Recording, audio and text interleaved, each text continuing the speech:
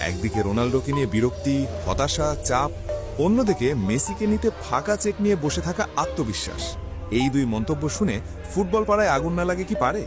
একদিকে আল নাসার, একদিকে হতাশ প্রেসিডেন্ট। একদিকে দেখা যাচ্ছে আল নাসারের প্রেসিডেন্ট পকেটে টাকা খরচ করে মাথায় হাত দিয়ে বসে আছেন। কারণ কি? প্রায় $600 মিলিয়ন খরচ করেছেন শুধু একজন খেলোয়াড়ের জন্য, ক্রিশ্চিয়ানো রোনাল্ডো। কিন্তু প্রশ্ন হচ্ছে, এই $600 মিলিয়ন খরচ করে আল নাসের কি পেল? কোনো বড় ট্রফি? না। কোনো ঐতিহাসিক সাফল্য? না। না আছে ট্রফি, না আছে ড্রিবল, না আছে ম্যাচ বদলে দেওয়ার সেই রোনাল্ডো। এখন চোখ ফেরাও অন্যদিকে, আল ইত্তেহাদ।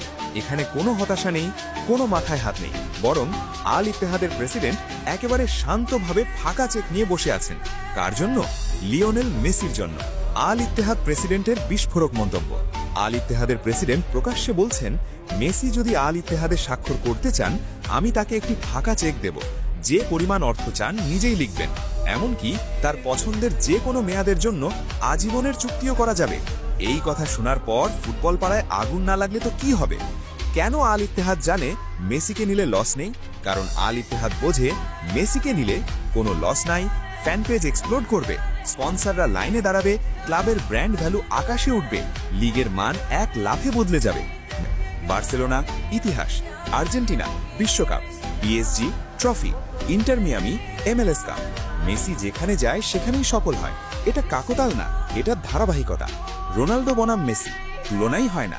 সত্য কথা হলো, কোনো দিক থেকেই মেসির সঙ্গে রোনাল্ডোর তুলনা হয় না।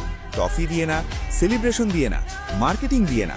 মেসি মাঠে খেলেন, রোনাল্ডো এখন নাম নিয়ে খেলেন।